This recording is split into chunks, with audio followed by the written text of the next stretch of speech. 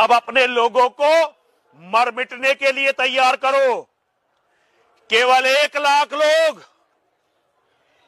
लाख लोग अगर धर्म के लिए मर मिटने के लिए तैयार हो गए तो मेरी बात याद रखना, एक दिन पूरी दुनिया सनातन बनेगी। केवल यहां की नहीं, पूरी दुनिया। देखो सुनो, इस्लाम खत्म करने की जिम्मेदारी तो तुम मुझ पे छोड़ दो। इस्लाम की तो नींव मोहम्मद और कुरान है, उस पे तो ऐसा पलीता लगा दिया है कि इस्लाम को तो मुसलमान भी खत्म करेंगे।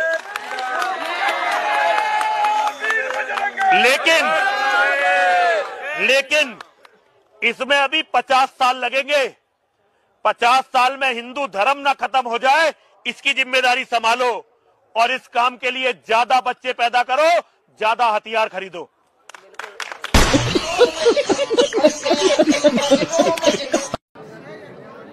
तो कार्य जो है ठीक होता है, अगर विधि खराब होती है तो कार्य खराब होता है। जैसे फॉर एग्जाम्पल, जैसे किसान है, तो किसान की खेती करने की यदि विधि ठीक है तो बम्पर पैदावार काटता है, यदि विधि उसकी गलत है तो उसकी लागत भी वापस नहीं आती। ऐसी खाना बनाने की जो विधि होती है, जैसे हमारी बहनें खाना बनाती है घर पर, तो यदि विधि ठीक है तो खाना अच्छा स्वादिष्ट होता है, उसकी तारीफ होती है। और यदि खाना सही नहीं बनता तो उसकी याद विधि नहीं है, तो यूँ कहते हैं भाई नमक ज़्यादा डाल दिया, खाना ठीक नहीं बनाया, है ना। तो ठीक इसी प्रकार परमात्मा को प्राप्त करने की जो विधि है उसको तत्वदर्शी संत बताते हैं, ठीक है। और तत्वदर्शी संत केवल और केवल पूरे विश्व में एकमात्र संत रामपाल जी महाराज जी ही संत है, क्योंकि जो ये भक्ति विधि बताई है संत रामपाल जी महाराज जी ने, वो पवित्र चारों वेद, पवित्र श्रीमद् भगवद गीता, ठीक है, पवित्र कुरान शरीफ, पवित्र गुरु ग्रंथ साहिब, पवित्र बाइबल में छुपे गूढ़ रहस्यों को उजागर किया है। जो इनमें एक सच्चे मंत्र हैं उनके द्वारा एक भक्ति बताई जा रही है, जिस भक्ति करने से हमारे कार्य सिद्ध होते हैं, हमें सुख की प्राप्ति होती है और अंत में मोक्ष की प्राप्ति हो जाएगी हमें। तो आप कितने संतुष्ट हुए इनकी जो अभी इन्होंने चर्चा की है? पूरा। तो आप भी अपना जो बताइए पूरे कॉन्फिडेंस। पूरा संतुष्ट है, पूरा संतुष्ट है। और कोई प्रश्न है आपका? प्रश्न तो कीजिए सर। तो होते हैं, लेकिन अब चूंकि आप बोल रहे हैं, जो ज्ञान दे रहे हैं वो ज्ञान लेना है। यहाँ अपना कोई प्रश्न होते हैं, जैसे मैं रास्ते में बोला कि ये जो भंडारा वगैरह है इसकी व्यवस्था कौन करता है, तो भगत जी ने उत्तर दिया कि परमात्मा की कृपा है। लेकिन इस बात को मैं यहाँ साक्षात रियलाइज रूबरू इस बात को मैं महसूस किया कि इसका उत्तर वहाँ नहीं था, बस में नहीं था, वास्तव में इसका उत्तर यही था मिला कि ये उन्हीं की कृपा से हो रहा है। कोई दान कर कितना कर सकता, सम्मान जैसे 100 रुपया कमा रहे हैं, 10 देना है, तो उससे भी इतनी बड़ी व्यवस्था मेरे ख्याल से, तो क्योंकि इकोनॉमिक्स ये कहता है इतनी बड़ी व्यवस्था नहीं संभल सकती है। दशमांश देने से यहाँ पर जितने भी भक्त लोग आए हैं अगर अपना दशमांश देते हैं अपनी प्रवृत्ति तो भी नहीं, वो कृपा है, कुछ तो है धर्म में और भगवान में और परमात्मा में। तो सर ये हमें पता लगा है कि आप जो है पहली बार विजिट किया आपने यहाँ पर सतलोक आश्रम बैतखेड़ी में। जी। तो आपने यहाँ पे जो देखा है, जो इवेंट यहाँ पे हो रहे हैं, जो यहाँ का जो व्यवस्था है, आप उससे काफी प्रभावित लगते हैं। और भी कोई नई यहाँ की जो बात आपने देखी हो उसके बारे में भी जरा बताएं। वर्णन नहीं है, शब्द नहीं है। देखिए मैं आपको बताऊं कि अब चूंकि मंच माइक महफिल है और मनुष्य हैं सब लोग, तो इसके लिए तो कुछ शब्दों में व्याख्या करनी ही पड़ेगी कि बहुत आनंद है और सब सिस्टमेटिक है और हर चीज़ में ज्ञान के साथ में विज्ञान का भी एक तालमेल जैसा लग रहा है।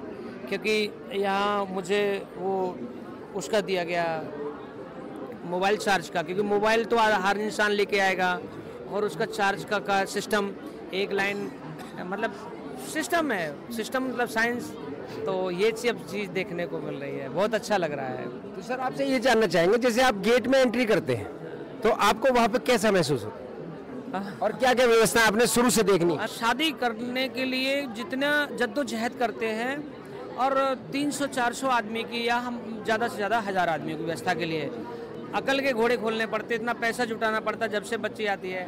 और यहाँ मतलब लग रहा है कि किसी को ना तो दिमाग लगाना पड़ रहा है, ना मेहनत लगानी पड़ रही, सब कुछ ऑटोमेटिक हो रहा है, अपने आप हो रहा है, ये फील कर रहा हूँ। शांति, सुकून, चैन। अध्यात्म से प्रेम है, धर्म को भी जानना थोड़ा ये है, क्योंकि एक मनोरंजन यानी फिल्मी जगत, एक कृषि, एक शिक्षा जगत, एक राजनीतिक, एक खेल तमाशा, जादूगर, ये हमारे मनुष्य के कुछ हिस्से हैं। उठना, सोना, जागना, नैसर्गिक क्रियाएं, सर्गिक क्रियाएं, ये तो हैं। तो चूँकि अध्यात्म भी एक इंसान का एक अभिन्न अंग है, तो मैं थोड़ा सा प्रेमी हूँ, क्योंकि मुझे अच्छा नहीं लगता कि मैं पौवा पीऊँ शाम को तो बस मज़ा आ गया, नींद आ गई और कल उतर जाए। तो इतना तो ऐसा तो नशा करो कि कम से कम महीने, 2 महीने, साल, 2 साल रहे।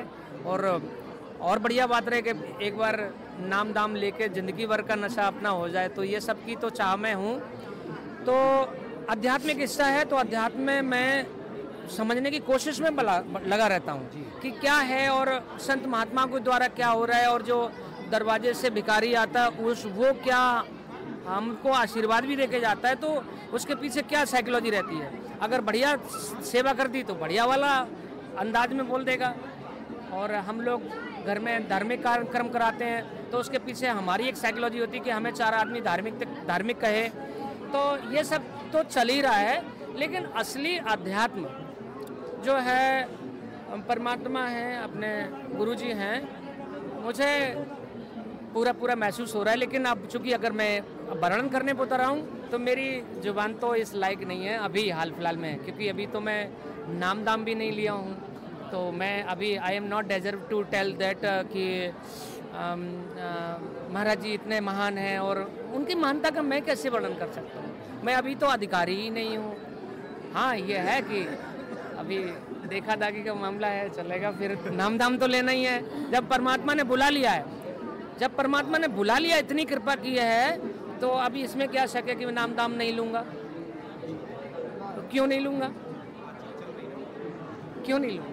अब कुछ अच्छा होने वाला है लाइफ में, कुछ अगर बहुत पूरा जीवन आनंद में निकालना है तो करना ही है, क्यों नहीं करना? क्योंकि इससे हमारे को शारीरिक आनंद की तक ही सीमित नहीं है, मेरी आने वाली पीढ़ी है उस पर भी तो फर्क पड़ेगा। ये बच्ची हमारी, ये देखिए खुद आई है, हाँ, और इसको सांसारिक शिक्षा से ज़्यादा और ख़ासतौर से नारी जगत के लिए तो अध्यात्म वो हथियार है, अध्यात्म वो साधन है कि नारी जगत, आज की नारी अगर अपनी शीशा लेदर से बचाना चाहे और दूसरा शोषण न कर पाए, तो मेरे को लगता है कि अध्यात्म और गुरु शरण और इतने समर्थ शरण गुरु के शरण में आके, और ये बेटियां अगर अध्यात्म को जाने और फिर जीवन में जाएं, सांसारिक जीवन में जाएं, तो ये सांसारिक जीवन तो इनके लिए चुटकी का खेल होगा। और आने वाली नारी से तो 3 घर संभलते ही हैं, और आने वाली 7 पीढ़ियाँ, कहते नहीं तेरी तो 7 पीढ़ियाँ खराब हो जाएंगी तेरी, अगर ये लड़की ऐसा वैसा। तो बेटी अगर आ रही है, इसको इतना चाव है। अभी मैंने बोला था, मैंने कहा अगली बार तो हम पूरा घर आएंगे, बच्चा है मेरा। और मैं परमात्मा की असीम कृपा है, और जो भी अलौकिक परमात्मा है जिसको हम देख सकते हैं नहीं देख सकते हैं, उसकी कृपा है कि बेटा हमारा बहुत आज्ञाकारी है और सारे सुख दिए हैं परमात्मा ने। पहला सुख जो निर्मल काया आप देख ही रहे हैं, और दूसरा सुख जो घर में आया, दाल रोटी उतनी चलती है, साधु ना भूखा जाए इतनी दाल रोटी भी है, लल्ला गबा है। तो सर हमारे दर्शकों को एक बात आप बताएंगे कि आप अपनी थोड़ा शिक्षा के बारे में बताना, क्या आपने किया? शिक्षा हमारा मैं सही बता दूं, मैं अध्यात्म का प्रेमी था, तो वैसे तो मेरा टेक्निकल लाइन थी, क्या बोलते हैं, पॉलिटेक्निक, और उससे फिर मैंने टाटा जिंदल जैसी कंपनियों में काम किया। एक मेरे भाई और हैं, वो इंग्लैंड में सेटल हैं, मेरे को बुलाने के लिए बोलते हैं। तो मेरा आइडियोलॉजी है, मेरी अपना एक आदर्श है कि मैंने जिन अंग्रेज़ों ने हमें परेशान किया और जो मैंने अंग्रेज़ों को भगाया, उन्हीं के देश में मैं क्यों जाऊं? और फिर आप गए थे तो आपकी कंडीशन घर की और आपकी कंडीशन अलग थी, तो चले गए, ठीक है, लेकिन मैं नहीं जाऊंगा।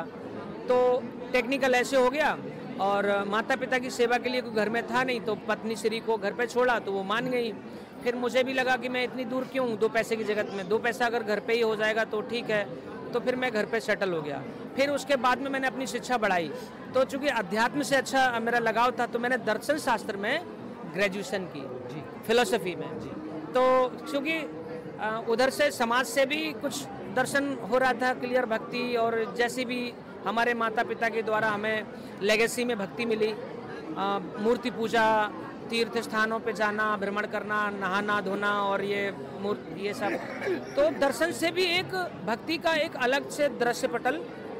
हाँ, और इंग्लिश से थोड़ा ज़्यादा ही लगाव है, तो जो विदेशों में भी मतलब 2 प्रकार की भक्ति है, एक पाश्चात्य दर्शन, एक भारतीय दर्शन। तो पाश्चात्य दर्शन को भी समझा और थोड़ी सी अन्य धर्मों में भी। तो बस महाराज जी मेरे को क्षमा कीजिएगा, मैं ज़्यादा बोल दिया और इतना नहीं सर, आपने बहुत अच्छा बताया, अपने बारे में बताया, और आपने जो इस समय का जो एक संसार से आप जो लेकर के आए हैं और जो आपने यहाँ देखा है उसका दोनों का आपने डिफाइन कर दिया बड़े अच्छे ढंग से।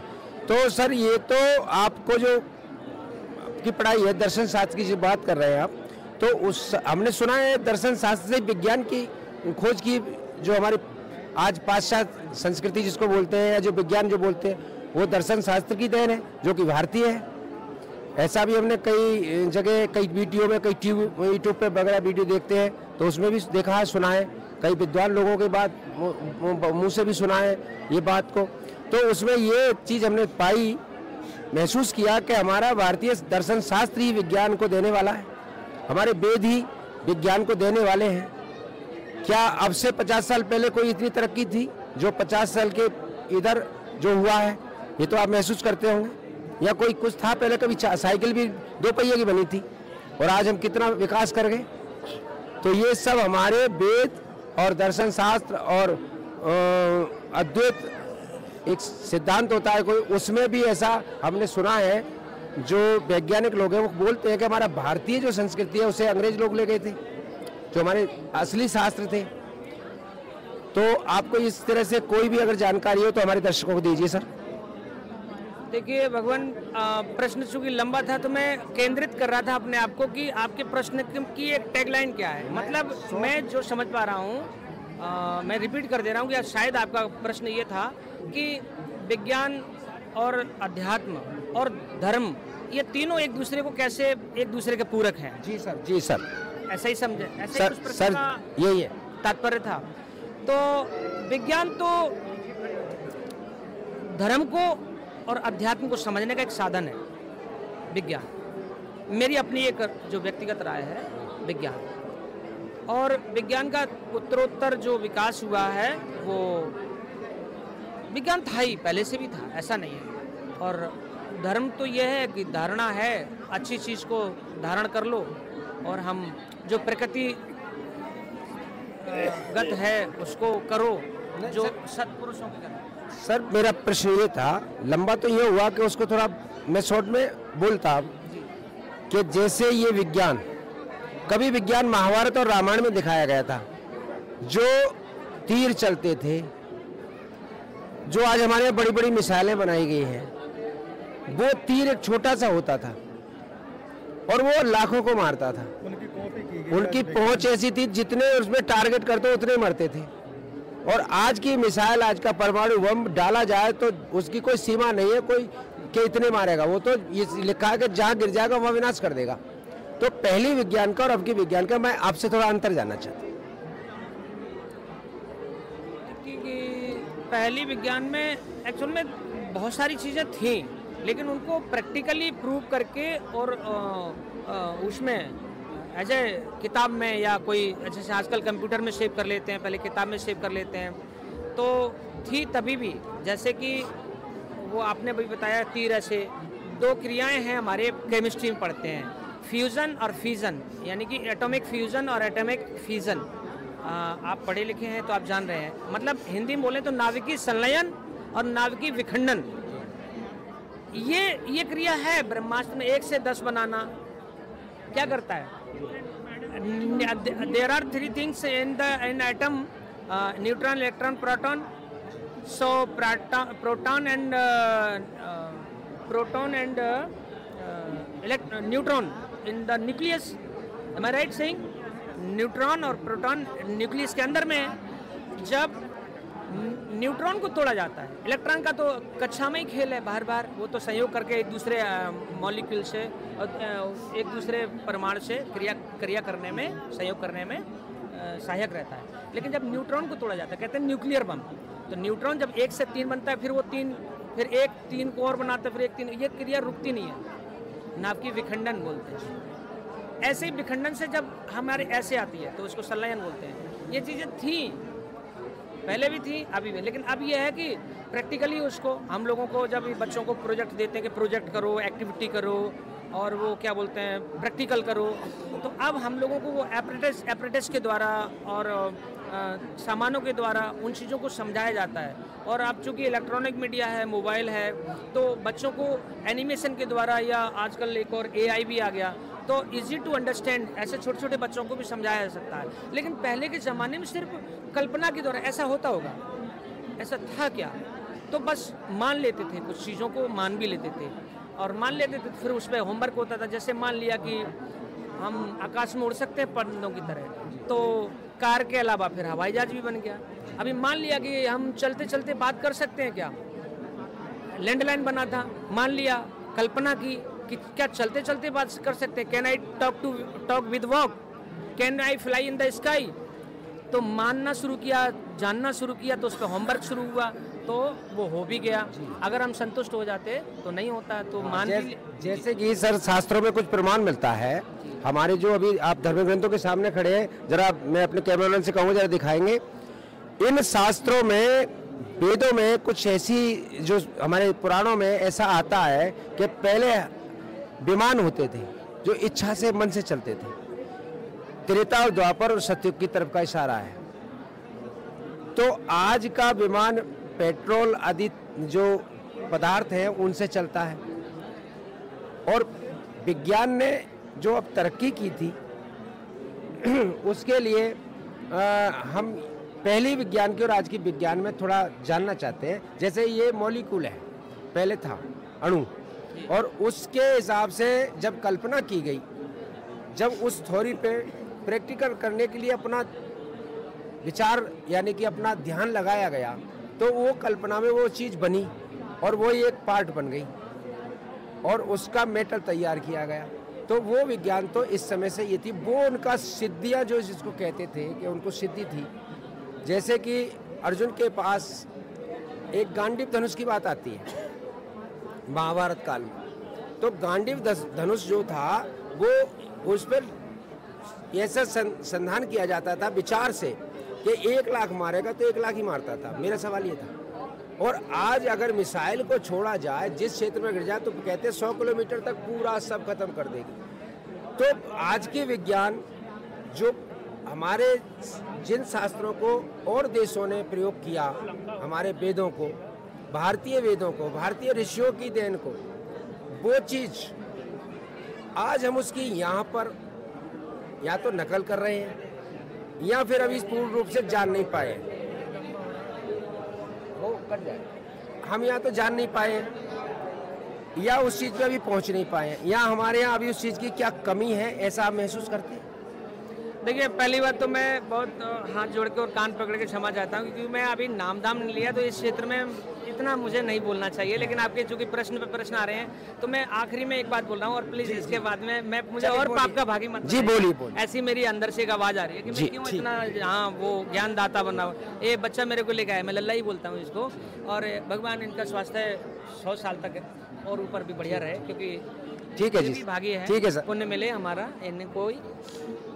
मैं ये कह रहा हूँ कि पहले भी विज्ञान था और अभी भी विज्ञान है। पहले मतलब हम कहते हैं कि एक होता है सर्च, एक होता है रिसर्च। सर्च वो बात हो गई कि ये पुस्तक हमने कहीं रख दी थी और गुम हो गई, ये थी हमने देखी थी, तो ये तो होगी सर्च।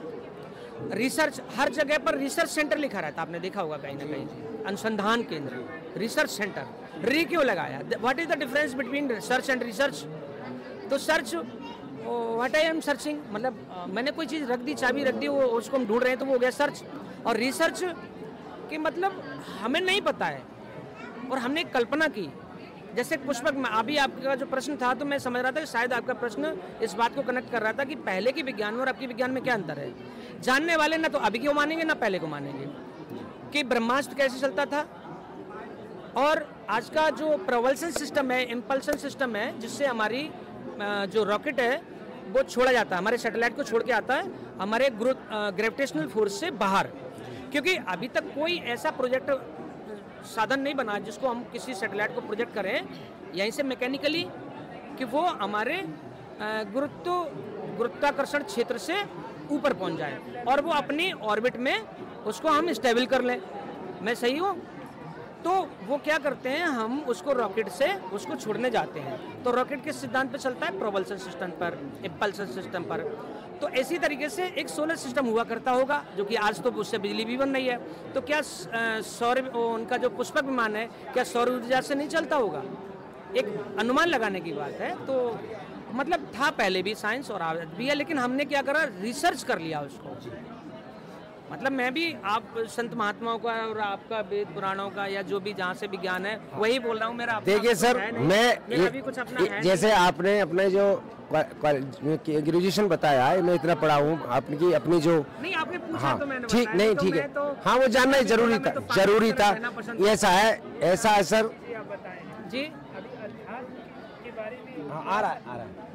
ये इसलिए था हमारा और आपका तय हो गया था। हाँ सर, ये इसलिए आपका भागी बन रहा हूं। इसलिए था महाराज जी के तरफ यहाँ ये और संतों के अनुयायी कहते हैं कि वहाँ लोग वो जाते हैं जो पढ़े लिखे नहीं होते, संत रामपाल जी महाराज जी के यहाँ, इसलिए जानना चाहता। खैर कोई बात नहीं, आपका धन्यवाद, आपने बहुत अच्छा बताया। मैं जरूर आंसर देना चाहूँगा जी कि वहाँ कौन लोग जाते हैं कि जो पढ़े लिखे नहीं होते हैं, अशिक्षित और अंधविश्वासी। तो सर जी मैं तो पहले तो आपके लिए बोलूँगा और जितने मेरे यहाँ सब लोग देखने वाले हैं कि कोई किसी ने कहा कौआ कान ले गया, अच्छा जी, और मैं कान ही टटोलने लगा, कौआ के पीछे भी नहीं भाग रहा हूँ, कान ही टटोलने लगा, तो भी मैं बेवकूफ़ हूँ। क्यों? आपकी बात मुझे सुनाई देगी फिर भी मैं कान टटोल रहा हूँ। किसी ने कुछ कह दिया, हम उसकी बात पे गौर करने लगते, क्यों करें? बेवकूफ़ है तो बेवकूफ़ी तुम कर रहे हो और हम परेशान हैं। हमारे अंदर में जुलन, घोटन और ऐठन हम क्यों करें? अब रही बात उसकी कि वो जो अनपढ़ होते हैं वो जाते हैं, महाराज जी तो खुद ही पढ़े लिखे हैं, टेक्निकल हैं, साइंस के स्टूडेंट रहे हैं, वो जो भी बोलते हैं विज्ञानगत बोलते हैं, जो भी बोलते हैं। और फिर ठीक है हम तो अनपढ़ हैं, हम गमारी सही पढ़ने से हम तो अपने पीने जा रहे हैं, तुम अपने पीने में जुटे रहो, तुम अपने में जुटे रहो, तुम पढ़े लिखे हो, तुम अपने पढ़ाई लिखाई, तुमको धन्यवाद। हम तो अनपढ़ ही सही, हम तो अपना एक अलौकिक आनंद है, हम ना कोई चर्चा ही नहीं है वहाँ, उनको समझाना भी नहीं है, ना उनको समझाना है, ना उनको समझाने के एक आश्रय लेके हमें इस प्रकार का भी कोई उस पर टीका टिप्पणी करनी है।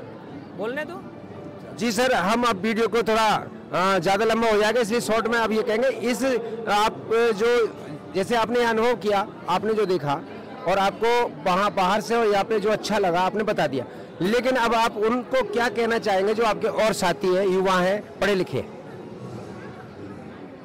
युवा को ही आना चाहिए इस लाइन में, युवा को ही आना चाहिए, क्योंकि ज़्यादातर तो युवा ही डिस्टर्ब हो रहा है और युवा के ही कांधों पर हमारे देश का जो भी किसी भी प्रकार का जो विकास है युवा पर ही तो है। क्योंकि एनर्जी तो युवा के ही पास मतलब जो यूथ है, युवा हैं, उन्हीं के पास तो है। चाहे वो मतलब वो अपना घर की कंडीशन संभालना हो, चाहे देश को कुछ देना हो, रिसर्च करना हो, या कुछ नहीं तो हम दो हमारे दो, हमारी नौकरी, हमारा घर, हमारी छोटा सा, हमारी एक दुनिया, ये भी करना हो तो युवा एनर्जी का ही तो खेल है। एनर्जी कब तक?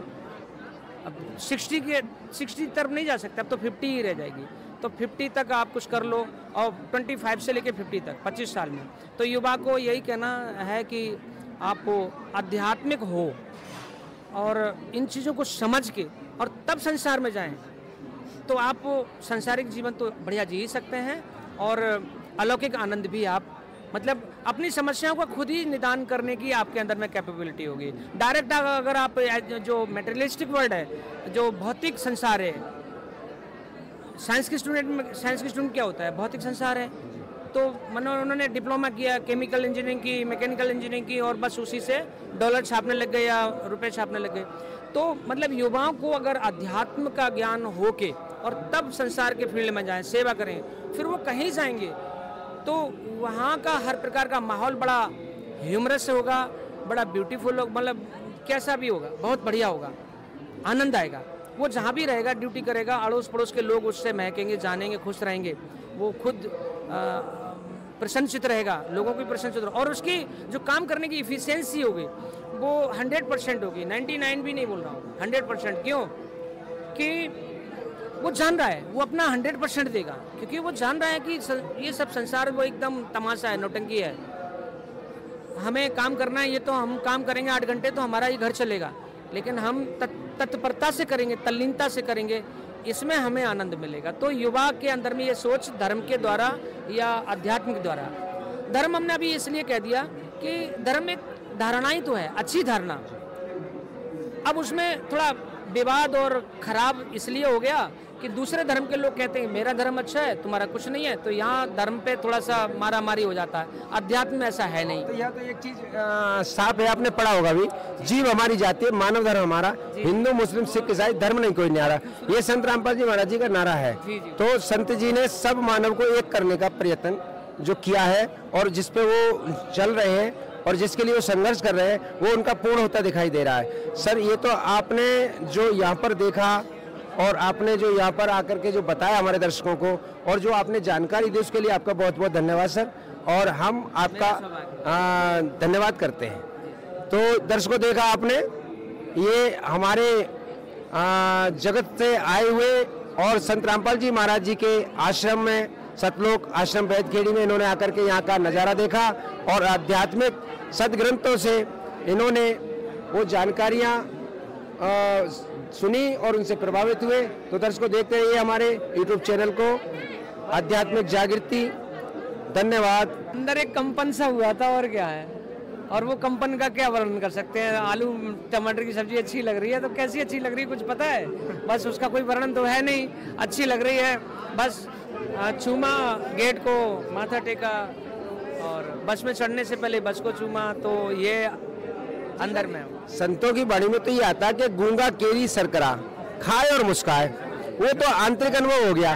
लेकिन ये तो भौतिक बाद में, इस समय की चकाचौंध में जो दुनिया में इस समय अनेकों संत हैं, और अनेकों संतों के बीच आप जाते आते होंगे, आप जगह जगह जाते भी होंगे धर्म स्थानों पे, आपने सब कुछ देखा है। आपकी आयु के हिसाब से अनुभव आपके काफी अच्छे लगते हैं, आप पढ़े लिखे हैं, और आपकी जो क्वालिफिकेशन है मुझे ज्यादा लग रही है, अनुमानित मैं जांच रहा हूं कि आपने अच्छी खासी, मतलब एक डिग्री होगी आपके पास।